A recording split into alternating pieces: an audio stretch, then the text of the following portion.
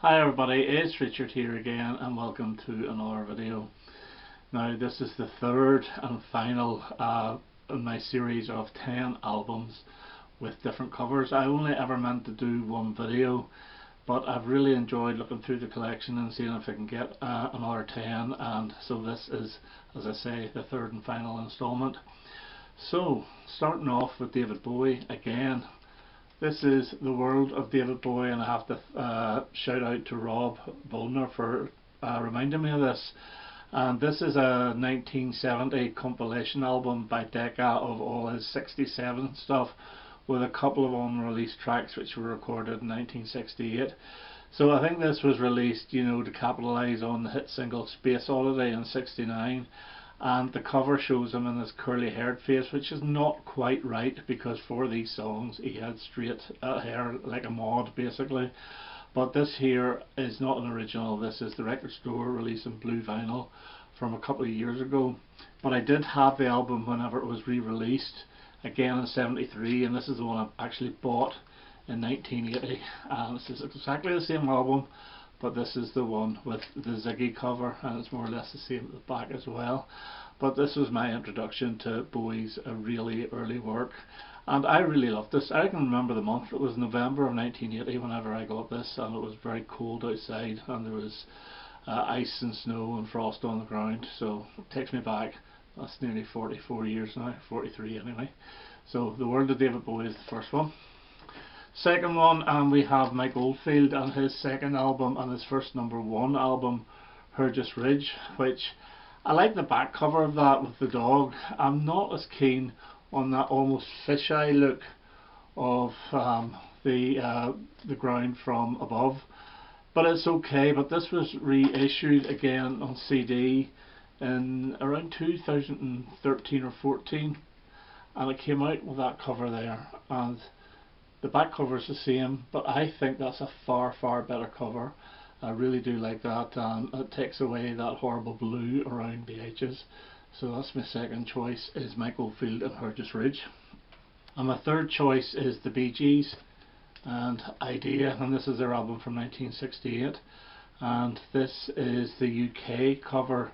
No hit singles in the UK off this, although I Started a Joke is probably the most famous song. It was a big hit in America. But in America they issued it under a completely different cover and added "I've Got to Get a Message to You" onto it, and took away one of the Vince Maloney songs. But yeah, this is the first time I actually heard this, was in this CD here. Not much of a back, but it's a decent enough cover, but I do prefer the UK version. Next up is John Fogerty and Blue Moon Swamp, and this is the CD I bought around the time that it came out. Really good album, really good return to form after the slightly disappointing Eye of the Zombie, and I always wanted that in vinyl, and I finally got it a few years ago, but with a slightly different cover. It's still got that very royal type blue on it and the same cover as the back, but I think I actually prefer that. I think it's more moody, and it's a really good album. As I said, now I mentioned I really wanted that on vinyl. That's going to be my next video, is albums I want on vinyl. So John Fogerty and Blue Moon Swamp. The fifth one is Albert Hammond and Your World and My World from 1981, and this is the one with the big permed hair cover on it, which I don't think suits them, but it's a decent enough album. But whenever I got it on CD, I think this is like a European edition. It comes with that there cover, which I don't know. I think I prefer the original one, because I don't get what the meaning of this one at all. Like, it's by the sea and a huge tree, but still it's a decent enough album, but I think I prefer the perm cover. Next up is one of the worst albums of the 80s, and it's the Style Council and The Cost of Loving, and this is really just an orange cover, and it's in two 12-inch singles, and it is not good at all.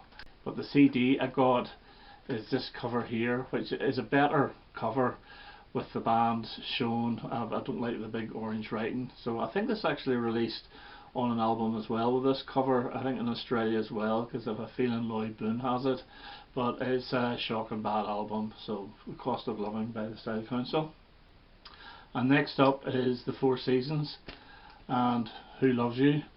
And this is from around 1975. It's got the two big hit singles, December '63 and the title track. 8 tracks in all. So yeah, good album.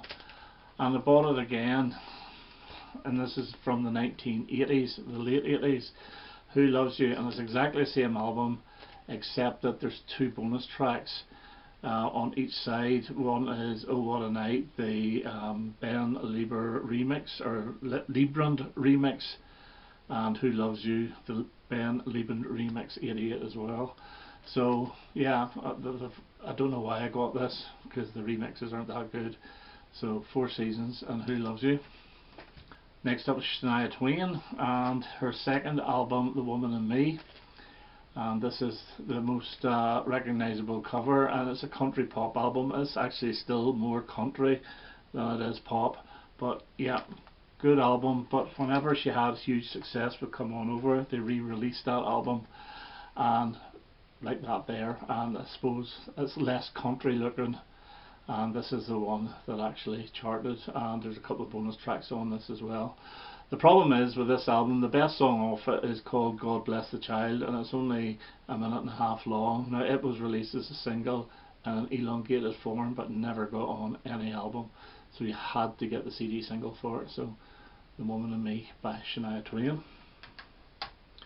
And then we have the Everly Brothers and Born Yesterday, and this is their album from '86. It's their second album after they reunited, and this is probably the best of those 3 '80s albums. And this is the US cover, and this is the one I actually got first from a sale in a shop in Belfast, and they do a really good version of Abandon Love on this. I Know Love's very good, and a version of Martin Knopfler's Why Worry. But whenever I got it on CD, it was the UK cover, which is this, which I don't know which I prefer. I'm not that keen on the red, but I do like the silhouettes there, so I think I still prefer the US cover. So Everly Brothers and Born Yesterday. And next up, and the 10th one I believe, if I've got my counting right, is Donovan, What's Been Did and What's Been Hid. And this is his first album on Pi. Now, Pi had a habit of re-releasing artists' albums on their subsidiary label Marble Arch with a completely different cover and a couple of tracks missing, and that was the case with this one as well. And this is the first time I heard this album, What's Been Did and What's Been Hid. And now this is Donovan during his I Want to Be Bob Dylan phase, which is the phase I actually do like of Donovan, but I just still prefer the original cover to this one, and because there's 2 extra tracks. So those are 10, but before I go, I'm going to show the most common one of the lot, and it's been mentioned in the last 2 videos in the comments.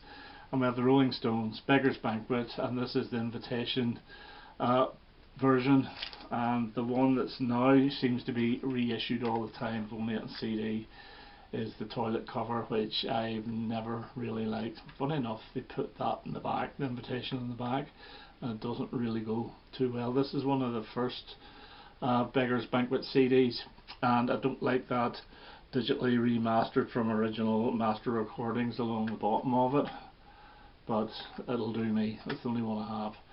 So Rolling Stones and Beggar's Banquet. Okay, that's me for now. That's part 3 and the last part, and as I said earlier on, I will be doing a 10 albums that I really want on vinyl, probably next week. Okay, all the best now. Bye bye.